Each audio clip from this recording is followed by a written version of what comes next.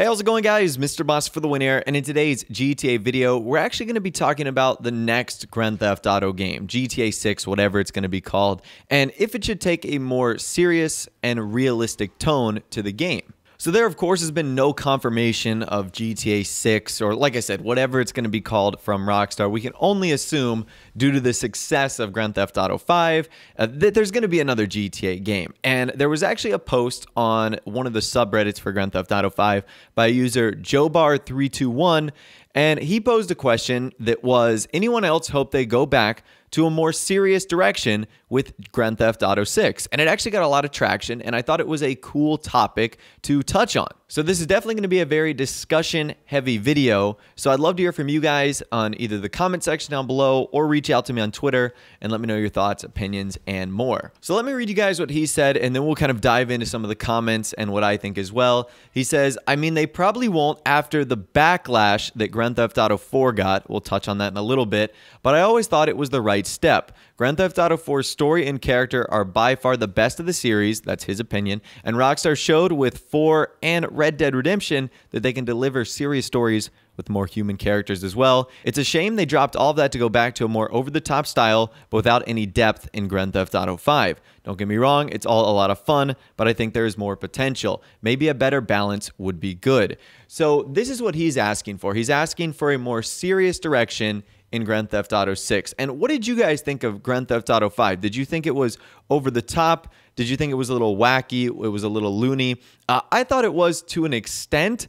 I think that more of that has carried over to Grand Theft Auto Online with things like the Oppressor, the Rocket Voltic, the Shotaro Tron bike, so many things like that that are just super, futuristic and a little bit crazy. So I want to say this individual is more talking about story mode as compared to online, since Grand Theft Auto Online is relatively new and has only been around since the current installment of GTA 5. But I think it is something to consider as well, because an online multiplayer mode is obviously going to be a huge part of the next Grand Theft Auto game, whatever it is. So let's talk about the two games he's referring to, Grand Theft Auto 4 and Grand Theft Auto 5. I'm kind of in agreement. Grand Theft Auto 4's story was amazing. It was about revenge, love, murder, the mafia, friendship, everything, and bowling as well. You can't forget about bowling and hanging out with your cousin. And I think that that worked well for Grand Theft Auto 4's story. I don't know if that would have worked all that well for GTA 5's story being in sunny Southern California, San Andreas. Here's my bottom line.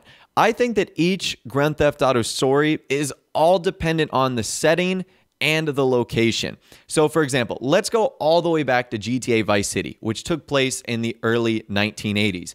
GTA Vice City was one of the most over-the-top, crazy games of all times. It was about driving fast cars, neon lights, there was flamethrowers, there was katanas, there was yachts, you worked with porn stars, you drove ice cream trucks. It's safe to say that Vice City was one of the most crazy, wacky games of all time, but it worked because it was the 1980s in coke-filled Miami. So the setting, the characters, the game itself, it all worked out. And same with GTA San Andreas as well, that had some of the wackiest characters of all time, allowing you to do some of the most craziest things like steal jetpacks and just do so much stuff. So it seems as if the 3D era games were more wacky, but they also made sense. Like the 80s and 90s were more of a crazier time. And then we move on to Grand Theft Auto 4. A lot of people didn't like this because they thought it was dull, they thought it was boring, but I actually feel like that fits the setting and the character. Again, it all depends on that. You were in New York City as an immigrant, Nico Bellic, and you were trying to extract revenge. It's going to be a little bit darker. It's going to be a little bit more grittier.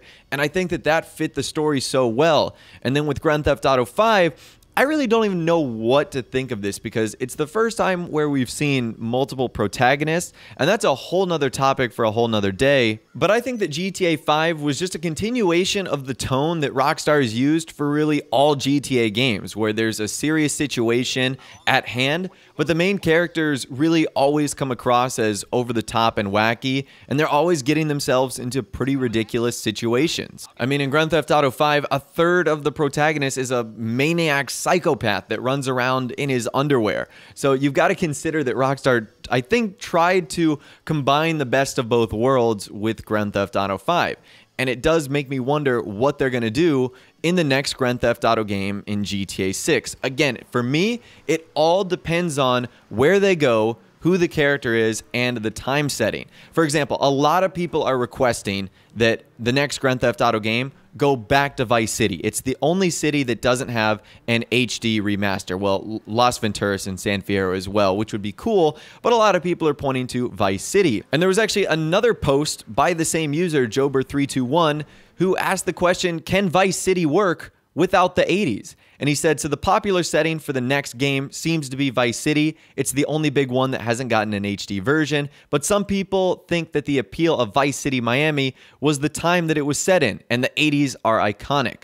So do you want Vice City for the next game, or should it be another city, maybe Las Venturas or San Fierro? So just from a technical standpoint, Rockstar could make this version of Vice City amazing. The Vice City we saw in the 3D era was pretty limited just based off of the consoles that we had at the time. So I think that it would work just fine. As far as losing that 80s nostalgia that I think people are holding on to, I don't necessarily think that's something that's left Miami, even though it's not the 80s. Miami has always been about neon lights, sport cars, speedboats, cocaine, etc. I still think it would be incredible to see modern day Miami as a new Vice City game. And as I mentioned earlier, with the ability for Rockstar to expand, they could do like a fake Everglades complete with a space center. They could do like a panhandle area.